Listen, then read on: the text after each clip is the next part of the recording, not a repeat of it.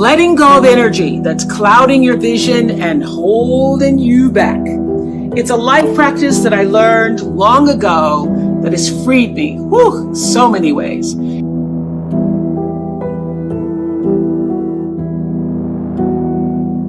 It's a fact that holding grudges against somebody who's done you wrong, or revisiting hurtful situations in your head over and over, only weighs you down and prevents you from being who you're meant to be right now, because you're still energetically holding on to the past. The energy that you put into constantly rewinding to the resentment. Why did they do that? Why did they say that to me? I didn't deserve to be treated that way.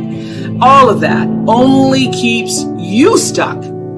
It will never change what happened. You gotta press stop and reject the urge to keep replaying so that you can then fast forward into the now for yourself. You know, a lot of people think that holding on to things that disempowered them is going to somehow magically turn it around. As I said in my message a couple weeks ago about forgiveness, you have to release the notion, give up the hope that the past could have been any different. And you also must release the idea that people would do what you might do in any given instance. This is a big one. I had to learn and relearn before I actually got it. Expecting people to do what you would do in a situation only leads to your disappointment, not theirs. They're going on with their life. So let people be who they are, and either you accept it or you don't. Not doing that keeps you stuck in a circumstance that actually costs you time, costs you energy. And I can guarantee that oftentimes the person on the other side of the bitterness you're holding on to, they're not even thinking about you. In fact, they probably have just moved on. They certainly aren't obsessing the way you are. Think of it like letting go of any bad habit that just doesn't serve your well-being. Not an easy task. Taking the road to a more enlightened, healthy existence never is. So this is what I want to ask you to ask yourself. Why am I holding on to this? How is this serving me? And really think about the answer. Maybe it makes you feel validated. Maybe it makes you feel righteous. Or maybe taking on the pain is your way of recognizing the injustice so that even though it won't be made right, it can at least not be forgotten. Then I ask you, again, ask yourself, do you want to be right or do you want peace? This was huge for me. The unfortunate fact is that having both may not be possible. And also, you may never get your moment of righteousness, so why wait for it? Choose peace. What I know for sure is that in this world, time is a moving on, and it's our most valuable commodity. You can never get it back. So staying in that loop, playing it over and over in your head of hurt only amplifies your pain. Let it go. Exhale, make room in your heart for something that is uplifting. Surround yourself with people who want the best for you. You have the ability to shift the DNA of your spirit and control how you perceive life. So why not lighten your load and let it go? When we hold on to ideologies, to processes or patterns that no longer serve us, it's clutter that takes us further away from our true purpose and the road to happiness. So I'm encouraging you to spend some time thinking about the things and the people who consume the most of your energy.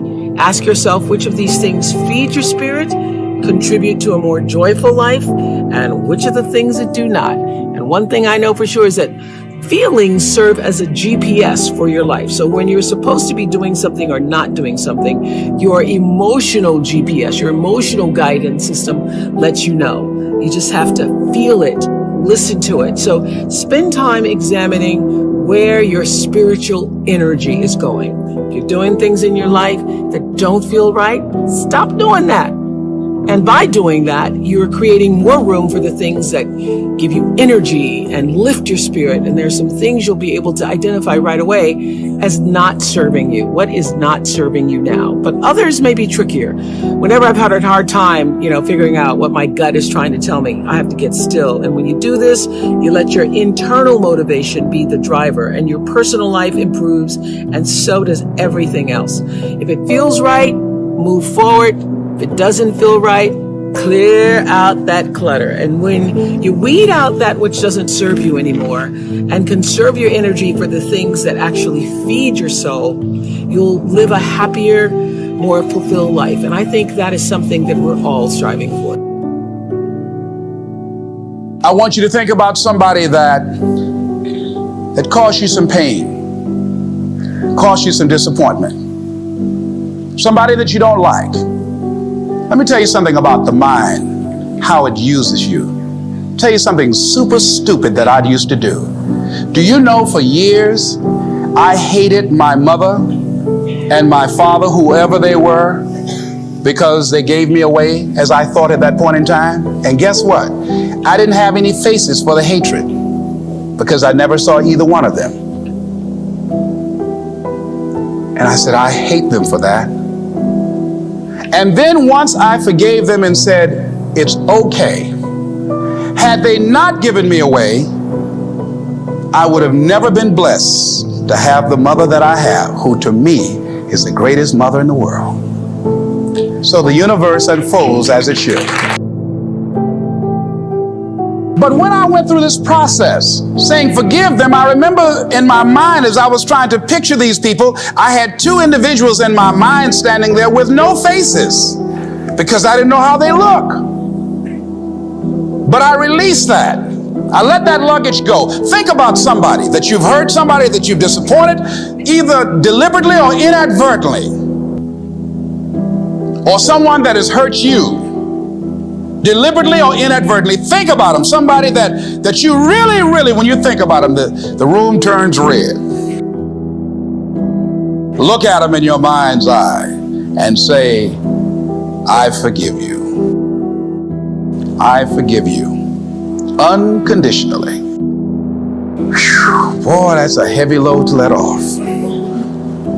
When I thought about that guy, I said, wait a minute, I can't, no, you don't know what this guy did. This was my mama. You don't know what we went through. My student said, Les, forgive, let it go. If you want to be forgiven, you better forgive somebody. None of us are perfect. All of us have made some mistakes. And it wasn't easy. It's not easy forgiving, am I right? It's hard. See, everybody won't forgive. They say, I forgive, but I don't forget now. Let it go so you can grow.